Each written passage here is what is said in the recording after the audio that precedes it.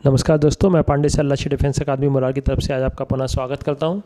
आशा करता हूं आप सभी ठीक और अच्छे होंगे। बेटा, अपना जो नदियों वाला टॉपिक चल रहा था उसमें अपन ने पहले हिमालय नदियां बताई थी, हिमालय से निकलने वाली नदियां।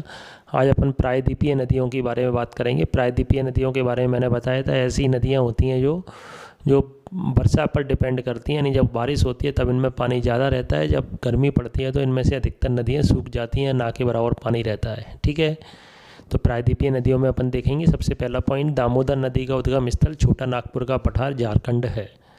गोदावरी नदी का उद्गम स्थल त्र्यंबकेश्वर नासिक महाराष्ट्र है। गोदावरी नदी दक्षिण भारत की सबसे लंबी नदी है। गोदावरी नदी को भारत की दूसरी सबसे बड़ी नदी है। गोदावरी नदी को वृद्ध गंगा, बूढ़ी गंगा या दक्षिण गंगा के नाम से भी जाना जाता है। नासिक गोदावरी नदी के तट पर स्थित है। ठीक है, तो गोदावरी नदी के बारे में आपको इतने पॉइंट तो मालूम होना ही चाहिए कि दक्षिण गंगा, बूढ़ी गंगा या वृद्ध गंगा के नाम से किसे जाना जाता है। कृष्णा नदी का उद्गम स्थल महाबलेश्वर पश्चिमी घाट महाराष्ट्र है। हैदराबाद मूसी नदी के किनारे है। कावेरी नदी का उद्गम स्थल कहाँ है? ब्रह्मगिरी पहाड़ी कर्नाटक है। कावेरी नदी को दक्षिण भारत की गंगा कहते हैं। देखो, दक्षिण भारत की गंगा आए तो कावेरी लगाना है और दक्षिण गंगा आए तो गोदावरी लगाना है, दोनों में अंतर है।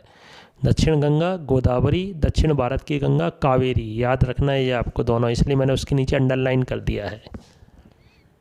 नर्मदा नदी का उद्गम स्थल अमरकंटक पहाड़ी की पश्चिमी ढाल एमपी में है। नर्मदा नदी को मध्य प्रदेश की जीवन धारा कहा जाता है। जबलपुर शहर, मध्य प्रदेश का जबलपुर शहर नर्मदा नदी के किनारे ही बसा है। नर्मदा नदी खंबात की खाड़ी में गिरती है। ताप्ती नदी का उद्गम स्थल मध्य प्रदेश के बैतूल जिले से है। सूरत ताप्ती नदी के तट पर बसा हुआ है। गोवा की राजधानी पणजी मांडवी नदी के तट पर है। लूनी नदी को नमक की नदी भी कहा जाता है। ठीक है, नोट करते जाइए बेटा, सबके सब इम्पोर्टेंट पॉइंट हैं। कुछ अपन नोट पॉइंट देखेंगे बेटा। ब्रह्मपुत्र नदी बांग्लादेश में सुंदरबन डेल्टा का निर्माण करती है, जो विश्व का सबसे बड़ा डेल्टा है। सुंदरबन डेल्टा का पश्चिमी भाग कहाँ स्थित है? पश्चिमी बंगाल में स्थित है, जो मैंग्रोव वनों के लिए प्रसिद्ध है। लोहित नदी ब्रह्मपुत्र की सहायक नदी है। अपन ने पहले ब्रह्मपुत्र नदी के बारे में बताया था, लोहित नदी के बारे में नहीं बताया था, तो ये नोट पॉइंट में लिखवा दिया है। तो लोहित नदी पर एक पुल बना हुआ है जिसका नाम क्या है? भूपेंद्र हजारिका पुल। भूपेंद्र हजारिका पुल किस किस को जोड़ता है? असम में सदिया को अरुणाचल प्रदेश के ढोला ज़िले से जोड़ता है। सदिया और ढोला को जोड़ता है आपस में। ये दोनों क्या हैं? ज़िले हैं। असम में सदिया ज़िला और अरुणाचल प्रदेश में ढोला ज़िला, यानी ये असम और अरुणाचल प्रदेश के दो ज़िलों को आपस में जोड़ता है। इसकी लंबाई कितनी है? 9.15 किलोमीटर है।